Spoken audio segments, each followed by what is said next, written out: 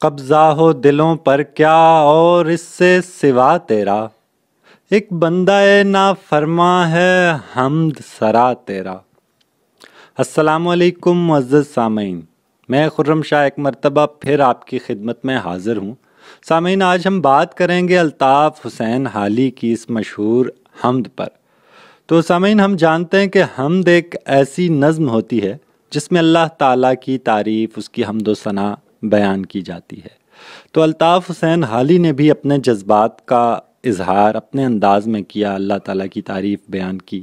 تو اس سے ہمیں اندازہ ہوگا الطاف حسین حالی کے انداز بیاں کا، ان کے مضامین کی بندش کا، کس عمدگی سے وہ شاعری میں اپنی بات پیش کرتے ہیں۔ تو یہ جو ہمارے سامنے حمد ہے، اس کا انداز یا آہنگ تو آپ کو اندازہ ہو گیا ہوگا۔ میں نے پہلا شعر جب پڑھا تو یہ پابند نظم ہے، تو چونکہ حمد ہے، موضوع اس سب کا ایک ہی ہے پوری نظم کا، تو اس لیے نظم ہے، لیکن اس کی حیت غزل جیسی ہے۔ پہلا شعر اس کا غزل کے شعر کی طرح مطلع ہے، اور آخری شعر مقطع ہے، اس میں شاعر نے اپنا تخلص بھی استعمال کیا ہوا ہے۔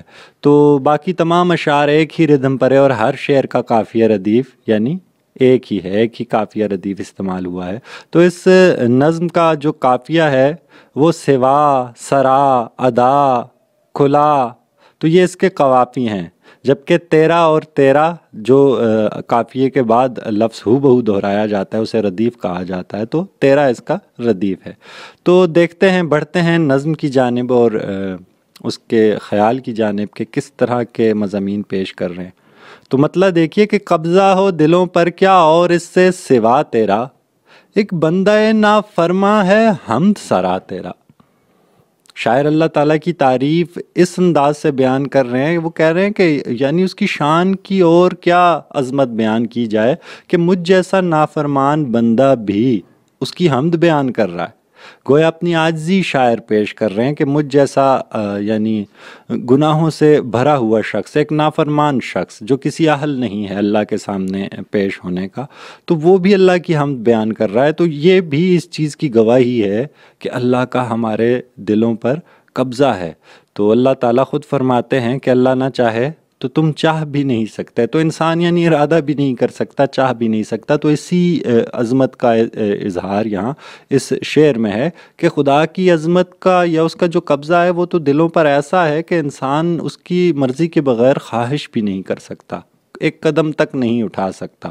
تو جو کچھ انسان کر رہا ہوتا ہے وہ انسان جو ہے وہ اللہ کی مرضی سے کر رہا ہوتا ہے۔ تو اس کے کرشمے ایسے ہی ہیں، اور شاعر مطلب میں خوب اس چیز کا اظہار کر رہے ہیں۔ جیسے پیر مہر علی شاہ کا معروف شعر ہے کہ کتھے مہر علی کتھے تیری ثنا، گستاخ اکھیاں کتھے جا لڑیاں۔ تو کہاں مہر علی یعنی اور کہاں ان کی ثنا، تو نعت کا شعر ہے وہ۔ تو اس سے ایسا ہوتا ہے شاعر اسی طرح کے جذبے کا اظہار اور خوبی سے کر رہے ہیں۔ سوا تیرا حمد سرا تیرا، اس کے قافیہ ردیف کے ساتھ۔ دوسرا شعر دیکھیے، گو سب سے مقدم ہے حق تیرا ادا کرنا، بندے سے مگر ہوگا حق کیوں کر ادا تیرا۔ کیوں کر، کیسے ادا ہوگا، بندہ تیرا حق کیسے ادا کر سکتا ہے، اور سب سے پہلے تمہارا حق ہی ادا کرنا ہے۔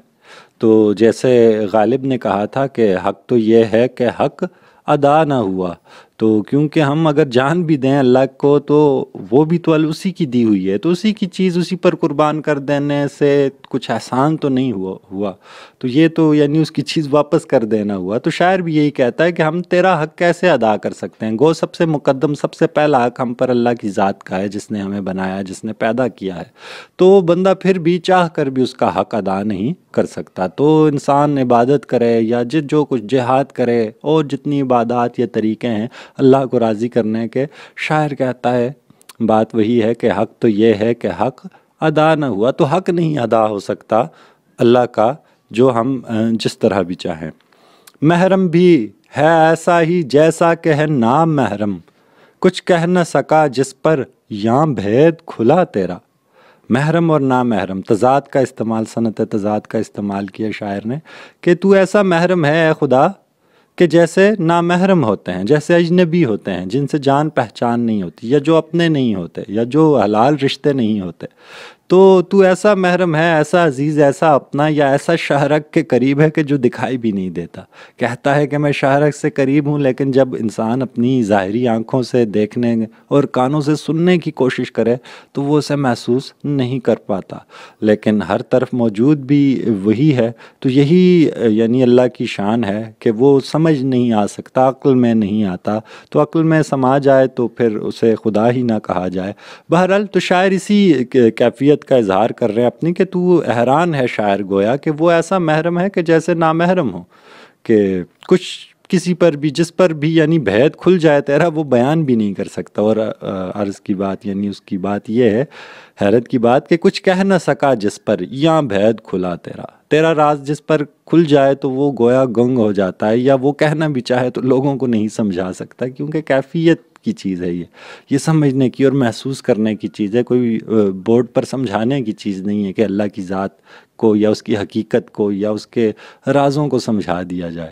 تو شاعر اسی چیز کا اظہار کر رہا ہے کہ وہ ایسی شان ہے کہ اس کی کوئی مثال نہیں ہے۔ جچتا نہیں نظروں میں یاں خلعت سلطانی، کملی میں مگن اپنی رہتا ہے گدا تیرا۔ کملی میں مگن اپنی رہتا ہے گدا تیرا۔ کملی ایک چادر اوڑھ کر بیٹھا رہتا ہے، تو تیرے گدا، تیرے فقیر، یا اللہ جو تیرے فقیر ہیں، جن کی لو تجھ سے لگ چکی ہے، تو ان کی نظروں میں پھر سلطانی خلعت، سلطانی لباس نہیں جچتے۔ وہ پھر سوٹڈ بوٹڈ یا اچھے ملبوسات پہنے ہوئے لوگوں سے متاثر نہیں ہوتے۔ ان کو اعلیٰ ترین بنگلوں، گاڑیوں کی خواہشات پھر نہیں جچتی، کیونکہ ان کو پتہ ہے کہ ان کا تعلق تو کریٹر سے، تخلیق کرنے والے سے جڑ گیا ہے، وہ جس نے سب کچھ بنایا، پوری کائنات بنائی ہے ایسی شاندار۔ تو شاعر کہتا ہے اب تیرا فقیر جو ہے ان چیزوں سے متاثر نہیں ہو سکتا، تو وہ اب اپنی کملی میں اپنی چادر اوڑھ کر مگن رہتا ہے اپنی دنیا میں، اور تجھے یاد کرتا ہے اے خدایا۔ تو اللہ تعالیٰ سے شاعر مخاطب اور بہت عمدگی سے جو ہے وہ اپنے اس کی معصومیت سے اور ایک عاجزی سے اظہار کر رہے ہیں اللہ تعالیٰ سے اپنی محبت کا، کہ میرے لیے اب دنیا کی جو ہے وہ کوئی قیمت، کوئی وقت باقی نہیں رہی۔ مقام پہ بھاری ہے وہ لا مقام پہ بھاری ہے، تیرا فقیر ہے اور دو جہاں پہ بھاری ہے۔ تو فقیر بھی اس کی نگری کے جو ہے وہ دونوں جہان پہ بھاری ہوتے ہیں۔ بہرحال آگے بڑھتے ہیں، اگلا شعر دیکھیے کہ عظمت تیری مانے بن کچھ بن نہیں آتی یاں، ہیں خیرہ و سرکش بھی دم بھرتے صدا تیرا۔ عظمت تیری مانے بن، تیری عظمت اور تیری بڑائی کو مانے بنا جو ہے وہ کسی کی یہاں یعنی نہیں بنتی، کسی کی دال نہیں گلتی، کسی کی یہاں بن نہیں آتی۔ کیوں نہیں بن آتی؟ کیونکہ ہیں خیرہ و سرکش بھی دم بھرتے صدا تیرا، کہ وہ جو سرکش قسم کے لوگ ہیں، وہ جو بات نہ ماننے والے لوگ ہیں، وہ بھی تیری یعنی بات مانتے ہیں، ان کو بھی آخر کار جو ہے وہ ماننا پڑتا ہے، کیونکہ تیری عظمت کے کرشمے ہر طرف بکھرے ہوئے ہیں۔ تو کہیں نہ کہیں عقل والوں کو، دانش والوں کو بھی نظر آ جاتا ہے کہ وہ جو بڑے عقل مند اور فلسفی بنے ہوتے ہیں اور خدا کی ذات سے انکار کرتے ہیں، تو ایک حد آتی ہے کہ انہیں پھر پتہ لگتا ہے کہ وہ تو غلط تھے شاید، کیونکہ عقل کی معراج تو خدا کا اقرار کرواتی ہے۔ جیسے ماہر القادری کہتے ہیں کہ عقل و دانش کی ہے معراج خدا کا اقرار، یہی وجدان کی آواز ہے فطرت کی پکار۔ تو یہی فطرت کی پکار بھی ہے، وجدان کی یعنی انسان کے اندر کی آواز بھی یہی ہے۔ تو گنہگار بھی جب پریشانی میں ہوتے ہیں تو وہ رجوع کرتے ہیں، اللہ کی طرف ہی مڑتے ہیں، اسی سے دعا مانگتے ہیں اپنے مسائل کے حل کے لیے، تو اللہ کے سوا کسی کا کوئی چارہ نہیں ہے۔ بہرحال تو ہی نظر آتا ہے ہر شے پہ محیط ان کو، جو رنج و مصیبت میں کرتے ہیں گلا تیرا۔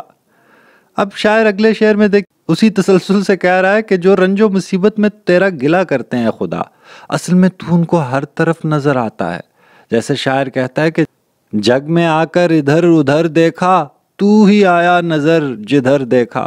تو گلا کرنے والے بھی شاعر کو نافرمان نہیں لگ رہے، وہ کہتا ہے وہ جو ہر وقت کہتے رہتے ہیں کہ اے خدا یہ تو نے کیا کر دیا، ہم پر کیا عذاب نازل کر دیا، ہمیں تجھے ملے تھے۔ تو شاعر کہتا ہے کہ یا اللہ اصل میں تو ان کے بہت قریب ہے، اس لیے وہ تجھ سے باتیں کرتے ہیں، تجھے اپنے دل کا حال سناتے ہیں۔ تو یہ بھی ایک محبت کی ہی ایک ادا ہے، ایک قسم ہے، اور شاعر اسی کے متعلق بات کر رہے ہیں۔ اگلا شعر بھی اسی طرح کا تسلسل لیے ہوئے ہے۔ نشے میں وہ احسان کے سرشار ہیں اور بے خود، जो शुक्र नहीं करते नेमत पे अदा तेरा। और फिर उसी खूबी से देखिए एक मुखालिफ बात को जो है वो हक में बयान किया गया। जिस तरह गिला करना आम तौर पर मुनासिब नहीं समझा जाता अल्लाह ताला से, लेकिन शायर कह रहा है कि गिला करने वाले जायज़ हैं क्योंकि उनको और कुछ दिखाई नहीं देता, तो वो किससे गिला करें। इस तरह आप कह रहा है कि जो लोग शुक्र अदा नहीं करते, नाशुक्र लोग हैं, तो वो भी दरअसल अल्लाह के एहसान में मस्त हैं। अल्लाह ने उन पर एहसान किया है, उन पर मेहरबानी की, और वो ऐसे सरशार और बेखुद हो गए कि उनको और कुछ याद ही नहीं रहा। तो वो जिस चीज़ में मस्त हैं वो भी तो अल्लाह ही की दी हुई अता करदा है। जैसे एक आशिक अपने माशूक की एक निगाह से जो है वो कुर्बान हो जाता है, और उसके लिए फिर बाकी यानी फिर महबूब की भी वक़्त बाकी नहीं रहती, क्योंकि वो अब ऐसी कैफियत में चला जाता है। तो शायर कह रहा है ये नाशुक्रों को भी गिला ना करो, ये नाशुक्र जिस चीज़ में खोए हुए हैं वो भी तो अल्लाह की नेमत है। तो यूं भी तो गोया वो अल्लाह ही का इजहार हो रहा है कि उसकी नेमत में कोई शख्स ऐसा मस्त हो जाए, बेशक दुनिया में मस्त हो जाए, कि उसे अल्लाह भी याद ना रहे।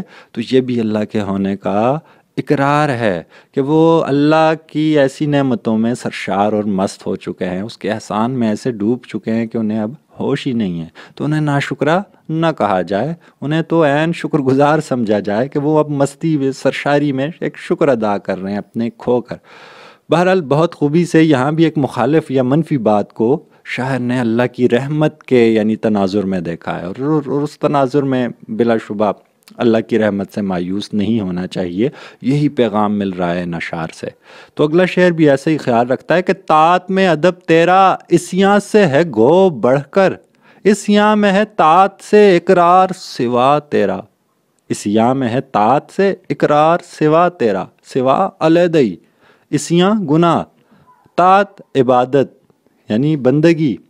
तो तात या अतात जो है वो एक ही लफ्ज़ है। तो तात में अदब तेरा, जब इंसान बंदगी अच्छा नेक परहेजगार हो तो उसमें जब अल्लाह का शुक्र अदा करता है, अल्लाह का अदब बजा लाता है, तो वो तो गुनाह से बढ़कर ही है कि एक नेकोकार अल्लाह के करीब होता है, गुनहगार तो नहीं होता।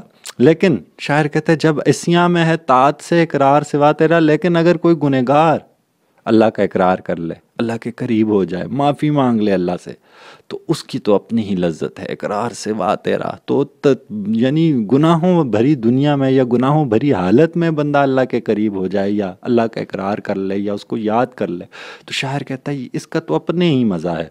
तो गोया एक अपनी आजिज़ी बयान कर रहा है और दुनिया वालों की भी आजिज़ी कि हम जितने गुनहगार भी होते हैं कि लेकिन या अल्लाह पुकारते तो आखिर तुझे ही हैं, तेरा ही नाम लेते हैं। तो एक उम्दा ख़याल, एक तसलसल से ख़याल देखे तीनों अशार में मनफी बातों को जो है वो मुस्बत बनाकर पेश किया जा रहा है कि एक गुनहगार भी जो है वो जब तुझे पुकारते हैं तो उसकी तो लज्जत ही सिवा होती है। तो अल्लाह बिलाशुबा जब गुनहगार तौबा करता है, अल्लाह की तरफ आता है वापस, तो अल्लाह उस पर बहुत खुश होता है और उसका सिला भी बहुत बड़ा होता है कि उसके पिछले गुनाह सारे बख्श दिए जाते हैं, उसको एक नई समझें ज़िंदगी मिल जाती है। तो जो शख्स बड़ी गुनाहों से या मुश्किल हालात से निकल कर अल्लाह की तरफ आता है। तो आगे बढ़ते हैं।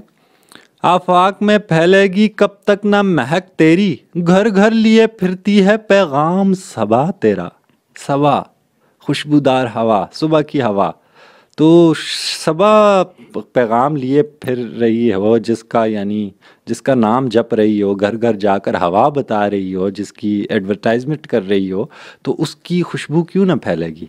तो आफाक में फैलेगी कब तक ना महक तेरी, क्यों क्यों क्यों ना फैलेगी। तो इसलिए अल्लाह का नाम सारी दुनिया पर है और हर एक उससे ही मोहब्बत किसी न किसी सूरत में, अपने मज़हब की सूरत में, अपनी सूरत में, तो जिस तरह भी हो, लेकिन अल्लाह ही तक इंसान किसी न किसी तरह रसाई कर रहा है। और उसकी वजह यह है क्योंकि अल्लाह अपने करिश्मों में, अपने मौजज़ों में, अपनी कायनात में, अपनी फितरत में मौजूद है।